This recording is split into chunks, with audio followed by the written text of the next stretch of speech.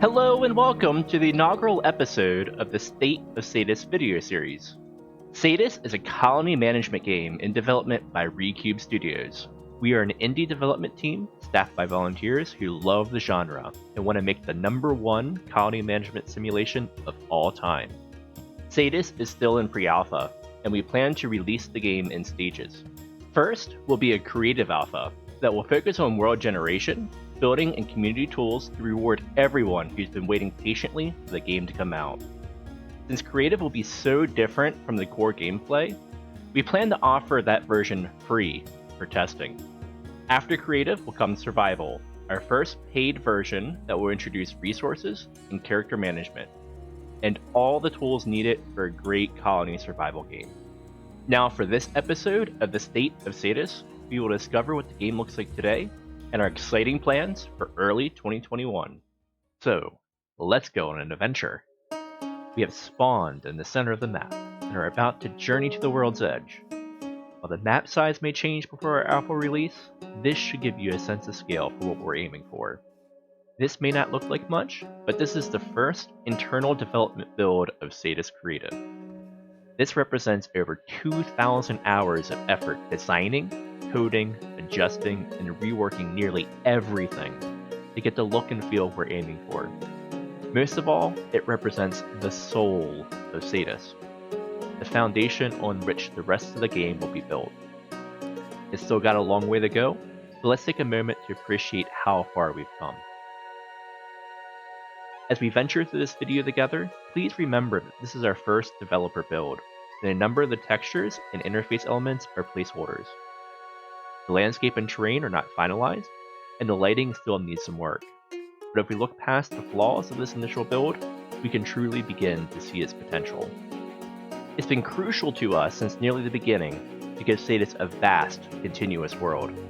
We wanted to make sure that there was plenty of space for multiple settlements, towns, and cities throughout the map, and to have enough area to explore for rare and exotic resources.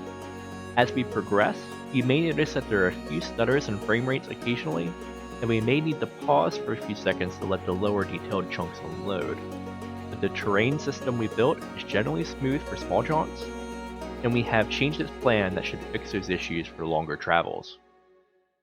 We're now approaching one of the polar regions.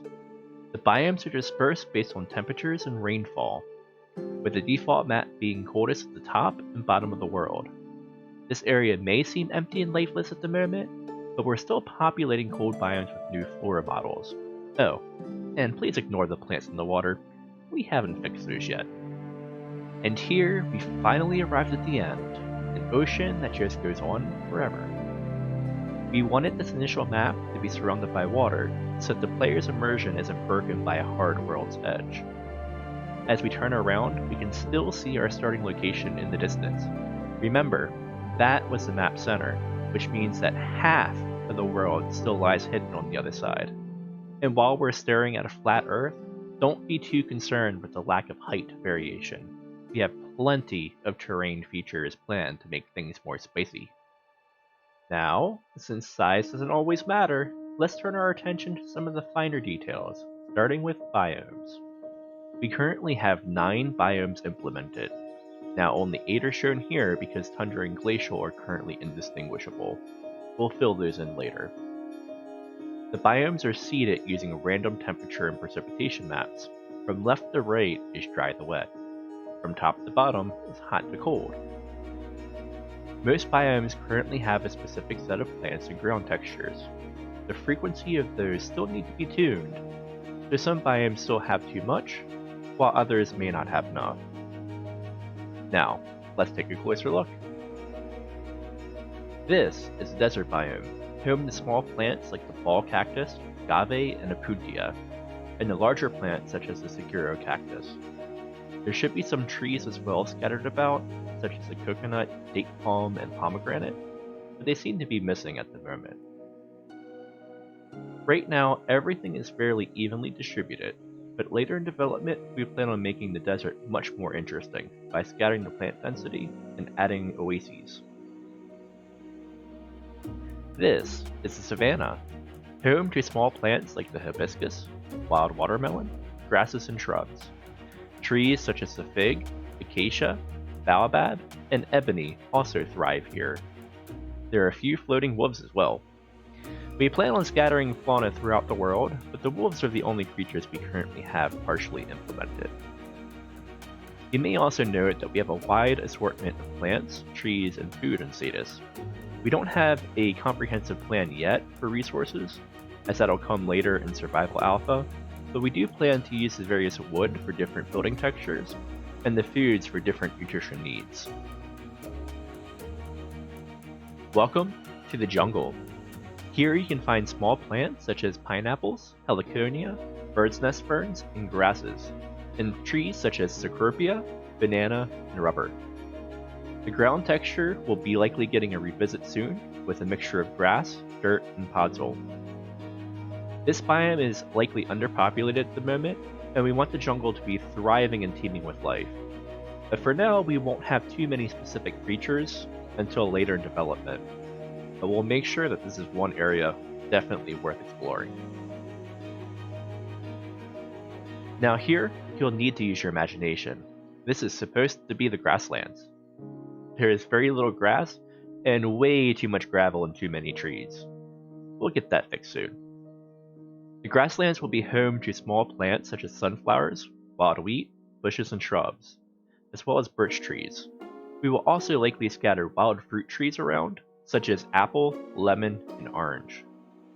I wish we had more to show you here, but you'll have to stay tuned for future updates. This is the forest biome, currently one of my favorites. Here we have a fun variety of colors with multiple hues of roses and mushrooms, mixed with brush and grasses. For the trees, we have ash, beech, and chestnut.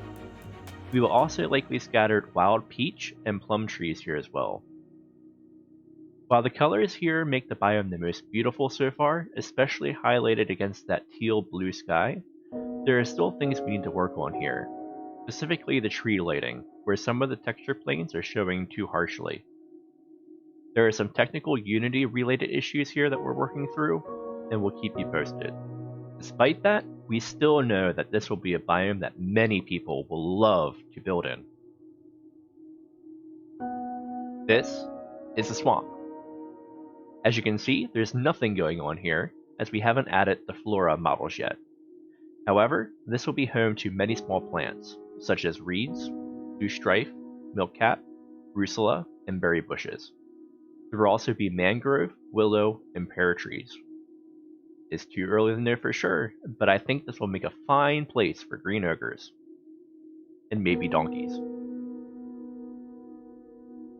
Here is the taiga, where the cold freezes you to the bones, and there's plenty of wood for log cabins. We still want to add a few things here, but you will currently find small plants like amanita and chanterelle. Of course, it wouldn't be home without pine and spruce trees everywhere. While we're here, let's talk about snow. For now, we plan to treat it like an overlay on existing blocks. Like grass, this means that snow could eventually be made to spread and decay over time. It's likely we'll look at that mechanic late alpha. And here is the tundra. Like a blank canvas ready for a masterpiece, this is waiting to be populated. We still have yet to finalize our flora list for this biome, so if you have any great suggestions, feel free to add them in the comments below. Also mixed in through the shot are ice blocks indicative of the glacial biome. Not much will likely grow here, as it will mostly be ice. But we do plan to add debris and other objects like ice spikes to make it more interesting. And those are all the biomes we're planning for Creative Alpha. We will likely add sub-variants and other biomes as we progress through early survival and beta, but for now, we think these already start making the world an interesting place to explore. Now, what else have we been working on? Lots. But what we can show off is still limited because we haven't implemented much of it yet. But what have we implemented? Let's start with lighting. We have a partially implemented day-night cycle. We still need to work on dusk and dawn, as well as changing out the night skybox and making it darker. We're using Unity's high-definition render pipeline, or HDRP for short. This gives us tons of flexibility with lighting, but is very finicky to balance, especially with the dramatically changing lights of dusk and dawn. This lighting also gives us that terrain shininess in the distance, which is something that we still need to work through. The shadows using HDRP are amazing, however, and we definitely can't wait to add torches to the mix to give your towns that eerie glow in the middle of the night. Next is digging.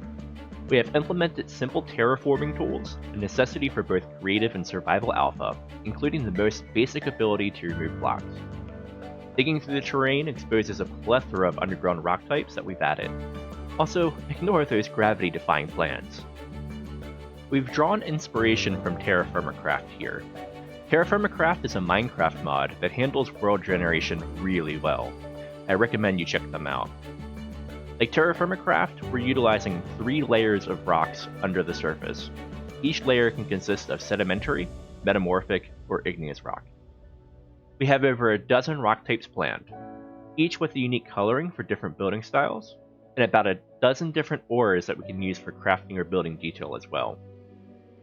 We haven't finalized ore generation as of yet, but we will likely take inspiration again from Terrafirmacraft and make large ore veins scattered throughout the world, with each ore specific to certain types of rock. This will make exploring for ore veins part of the gameplay and encourage players to go out and build outposts and mining communities away from the central town. With terraforming, we were on the fence about using slopes or not, but with community approval, we tried a number of different sloping algorithms and finally found one we liked. This sloping design can still give us cliffs if the slope is too steep, but it also gives us these nice slopes that help smooth out the terrain. One of the most frustrating things with this style of terrain, though, is to make it look nice after you build around an area. Re-adding a slope to smooth the terraformed terrain can be tedious. As such, we've decided to make the ground auto-heal to a certain extent. For blocks that are defined as loose solids, meaning dirt, gravel, and sand, those blocks will auto-slope when you add or remove its neighbors. This makes creating natural terrain simple. For those that want finer control over their builds, we will also implement a non-sloping variant of each by allowing settlers to compact the block into a denser variant. One of our goals is to provide the tools in-game to eliminate the chore of most complex tasks. Our tools for Creative Alpha will not be the same as Survival, as Creative applies changes instantly, whereas in Survival, you obviously need your settlers to make the changes for you. As such, this is the foundation of the Creative Alpha block changer. You have the base groups in the center ring, the base blocks in the middle, and any applicable overlays in the outer ring. Click on a block to select, and then click Swap to change them out. It's that simple.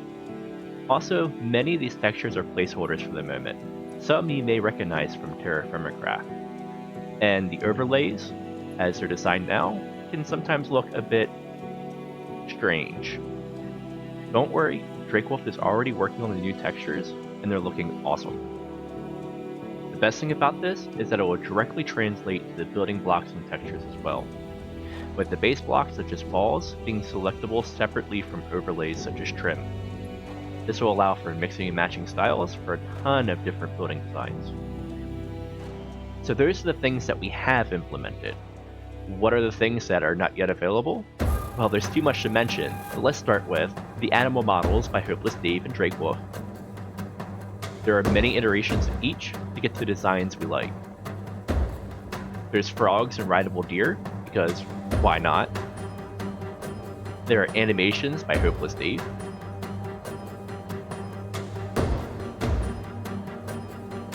Tons of object models for Drakewolf that have been sitting idle in our digital basement. Lots of icons by our Pixel Master. Loading screens and menus from It's David 2.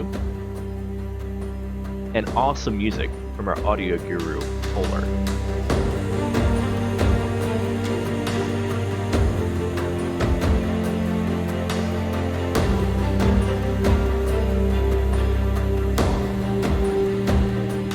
We have several other team members working hard as well.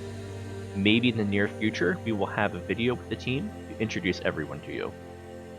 Now comes the part that you've all been waiting for. What's in store for 2021? Our goal is to have our first Creative Alpha available in July of this year. Our creative alpha will be based on 4 pillars: building, editing the world generation, multiplayer, and character creation. For building, we want to have as many building styles available as we can so that players can get a feel for town designs. We would like to implement blueprints eventually so that players can copy their builds and share them with the community. We likely will also take some of the best structures created by the community and include them in the default world generation for added content to explore. We want the world to be as exciting as possible, so to that end, we will give the community the tools to edit the look and feel of the world as much as possible.